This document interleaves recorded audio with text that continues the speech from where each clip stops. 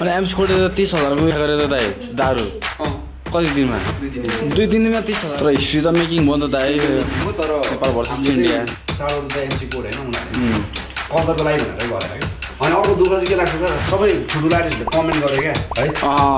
बालेन दाइले कमेन्ट हाने दाइ थ्याङ्कफुल छु तर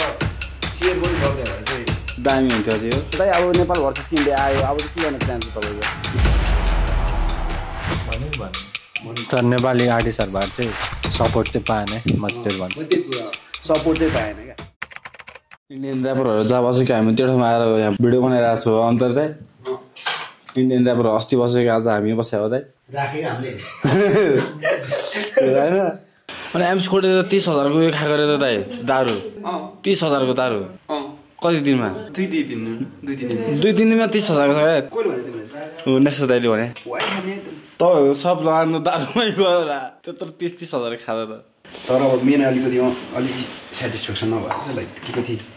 उले हामीले सोचे जतिको लेभलमा तर हिस्ट्री त मेकिङ भयो नि त दाइ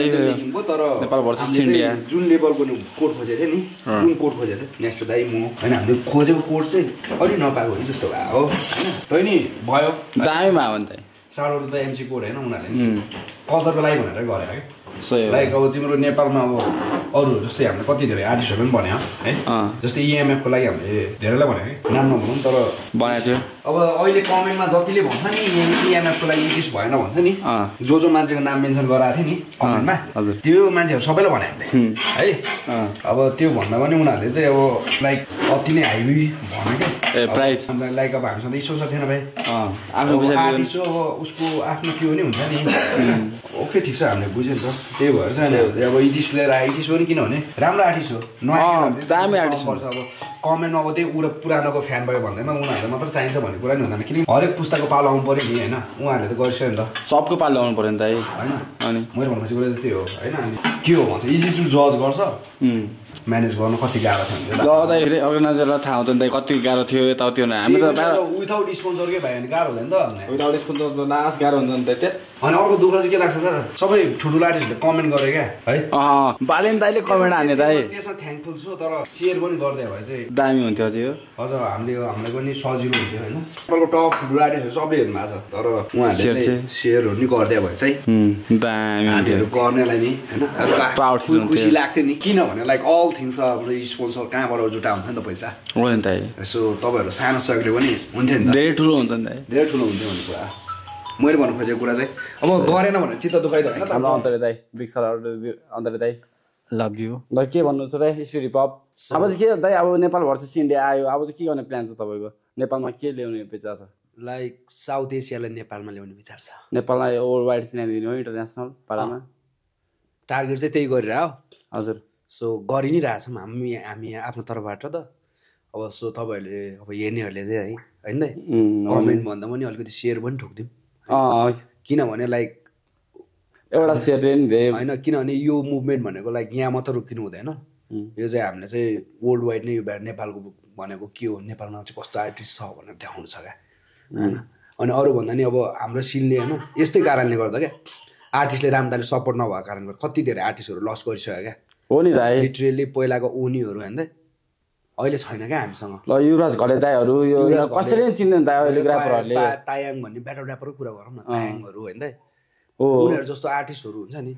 जति पनि बाहिर गएको छ उनीहरूलाई चाहिँ लाइक नेपालमा नि ब्याटल गरेर नि के हुनसक्छ आफ्नो मन मारी काम गरेर हाल नि त उता त अर्का ठाउँमा होइन हो नि यार दाइ तर मलाई यो आर्ट फिल्ममा आफ्नो आर्ट उनीहरू त आफ्नो ब्याटलमा नि म राम्रो गरेँ भने मलाई राम्रो हुनसक्छ भन्ने एउटा विश्वास चाहिँ दिलाउन चाहन्छु कि उनीहरूलाई चाहिँ त्यही भएर चाहिँ यसमा मैले मात्र चाहेर पनि हुँदैन नेक्स्ट दाइले मात्र चाहेर पनि हुँदैन यसमा चाहिँ हामीलाई अब सबैको सपोर्ट चाहिएको छ है सो यो काम गर्नु अति नै टफ थियो नि त नो स्पोन्सर रात दिन रनिङ केटाहरू सबजना दौडेछ चारैतिर हिँडेछ चारैतिर जहाँ जहाँबाट पैसा मिल्छ क्रेडिट हुन्छ जहाँबाट हुन्छ उठाएको छ होइन गरे किनभने यो किनभने हाम्रो लागि भनेर गरे भएन क्या त्यति पैसा खर्च गरेर हामी त एल्बम निकालिदिन्थ्यो नि त होइन त्यो त्यति पैसा त दामी आफ्नो बारेमा मात्र सोच्ने हो भने एल्बम निकालिदिन्थ्यो नि त होइन आरामै निस्किँदैन त भनेको भन्नु तर नेपाली आर्टिस्टहरुबाट चाहिँ सपोर्ट चाहिँ पाएन मजदुर भन्छ त्यही कुरा सपोर्ट चाहिँ पाएन क्या किनभने तपाईँहरूले कमेन्ट गर्नुभयो ठिक छ तर हामीले सेयर गरिदिनु भएको होइन अझ भन्छ नि यो हामीले दामी हुन्थ्यो के हो लागि मात्र होइन हाम्रो लागि गरेको होइन नि त यसले गर्दा भोलिको